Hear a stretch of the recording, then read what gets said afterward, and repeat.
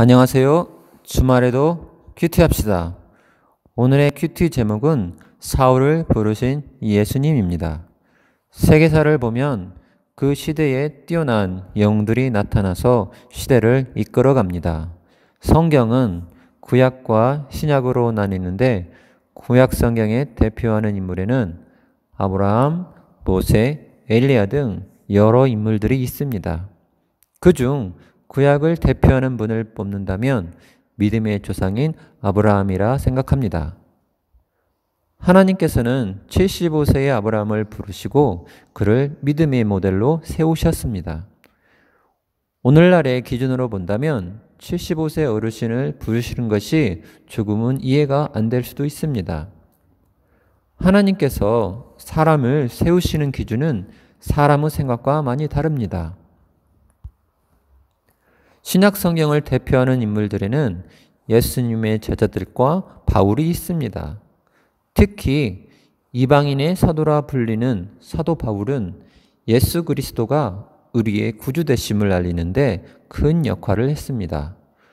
오늘 본문에서는 히브리식 이름인 사울로 쓰여졌습니다. 사울은 이방인 전도를 위해서 나중에는 로마식 이름인 바울을 주로 사용합니다. 바울이 예수님 만나기 전 사울이라는 이름으로 살아갈 때는 예수님과는 반대편에 서 있었습니다. 사도행전 8장 1절에는 그리스도인에 대한 사울의 마음을 볼 수 있습니다. 초대교회인 예루살렘 교회에 스데반 집사님의 죽음을 당연히 여기는 내용이 나옵니다. 사도행전 8장 1절 말씀. 사울은 그가 죽임당함을 마땅히 여기더라. 사울은 예수님을 따르는 사람들을 이단으로 여기고 그의 추종자를 심판하는 것이 하나님의 뜻이라고 여겼던 사람입니다. 사도행전 9장 1절에서 2절 말씀. 사울이 주의 제자들에 대하여 여전히 유혹과 살기가 등등하여 대제사장에게 가서 다메섹 여러 회당에 가져갈 공문을 청하니 이는 만일 그 도를 따르는 사람을 만나면 남녀를 막론하고 결박하여 예루살렘으로 잡아오려 함이라. 사울의 열심은 예루살렘에서 200km 이상의 거리에 있는 곳인 다메섹까지 가서 예수님을 믿는 성도들을 잡아오려고 대제사장에게 가서 공문을 요청하기까지 합니다. 사울은 자신이 하는 일이 하나님 보시기에 의로운 행동이라고 여겼을 것입니다. 그런데 그가 믿고 있던 삶의 기준이 다메섹으로 가는 길 위에서 한꺼번에 무너집니다. 사도행전 9장 4절에서 5절 말씀. 땅에 엎드려져 들음에 소리가 있어 이르시되 사울아 사울아 내가 어찌하여 나를 박해하느냐. 대답하되 주여 누구시니까. 이르시되 나는 내가 박해하는 예수라. 예수님의 부활을 거짓이라고 가짜라고 믿고 있었던 사울은 살아계신 예수님을 만납니다. 예수님의 강렬한 빛에 그는 넘어졌습니다. 예수님과의 만남은 자신의 신앙을 처음부터 다시 보는 계기가 되었습니다.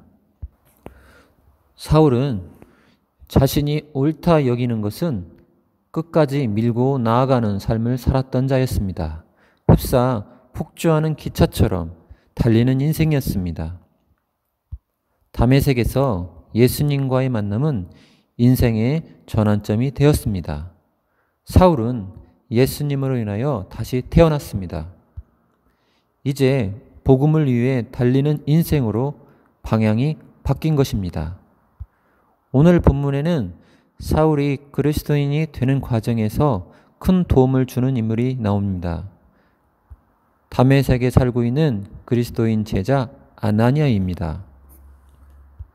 영화를 보면 주인공이 있고 조연 배우들이 주변에 많이 배치가 됩니다. 주연 같은 조연의 역할이 주연 배우를 더 돋보이게 합니다. 사울은 주인공이지만 아직 미숙한 주인공이었습니다. 아나니아는 사울을 제자로 세우는데 주연 역할을 해주었습니다. 아나니아의 순종은 사울이 사도 바울이라는 이름으로 살아갈 수 있도록 도와줍니다. 아나니아는 사울을 가서 도우라는 주님의 명령을 처음에는 순종하기가 어려웠습니다. 왜냐하면 사울이 그리스도인을 핍박하는데 앞장선 것을 누구보다도 잘 알고 있었기 때문입니다. 그러나 예수님의 말씀을 듣고서 마음을 바꾸게 됩니다. 사도행전 9장 15절 말씀. 주께서 이르시되 가라. 이 사람은 내 이름을 이방인과 임금들과 이스라엘 자손들에게 전하기 위하여 택한 나의 그릇이라. 복음 전도를 위한 그릇으로 사울을 택했다라는 하나님의 주권적 선택을 아나니아는 순종함으로 받아들입니다. 하나님의 말씀을 듣고 아나니아는 사울을 찾아가 안수를 해줍니다. 사도행전 9장 17절에서 18절 말씀입니다. 아나니아가 떠나 그 집에 들어가서 그에게 안수하여 이르되 형제 사울아, 주 곧 내가 오는 길에서 나타나셨던 예수께서 나를 보내어 너로 다시 보게 하시고 성령으로 충만하게 하신다 하니 즉시 사울의 눈에서 비늘 같은 것이 벗어져 다시 보게 된지라. 일어나 세례를 받고.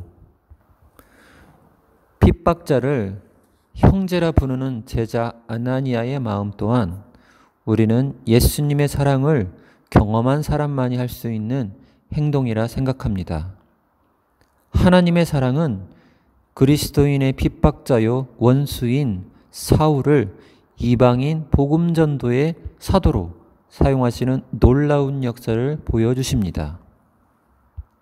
사도 바울은 사역이 얼마 남지 않을 때 자신을 박해자, 폭행자, 죄인 중에 괴수라고 표현을 합니다. 디모데전서 1장 13절에서 15절 말씀. 내가 전에는 비방자요, 박해자요, 폭행자였으나 도리어 긍휼을 입은 것은 내가 믿지 아니할 때에 알지 못하고 행하였음이라.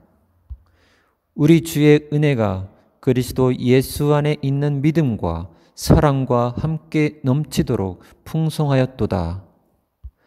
미쁘다 모든 사람이 받을 만한 이 말이여 그리스도 예수께서 죄인을 구원하시려고 세상에 임하셨다 하였도다. 죄인 중에 내가 괴수니라. 괴수를 하나님의 복음 전도자로 세우신 것은 하나님의 은혜였습니다. 우리는 우리 스스로 하나님을 선택할 수 있는 존재가 아닙니다. 하나님께서는 아브라함을 부르셔서 믿음의 조상으로 세우신 것처럼 우리를 자녀 삼아주신 하나님의 은혜를 기억하고 감사해야 할 의무가 우리에게 있습니다. 그리고 하나님께서 바울에게 복음을 전하라는 사명을 주신 것처럼 우리에게도 하나님이 주신 사명이 있음을 기억합시다. 예수 그리스도가 우리의 주 되심을 증언하는 증인의 삶인 것입니다. 예수 그리스도가 우리의 주님이심을 전하십시오. 예수님을 믿지 않고 있는 이웃에게, 가족에게 예수님을 이야기해 주십시오. 그것은 이웃에게 주는 가장 큰 선물입니다. 오늘 하루도 하나님의 선물을 전하는 삶이 되시길 소망합니다.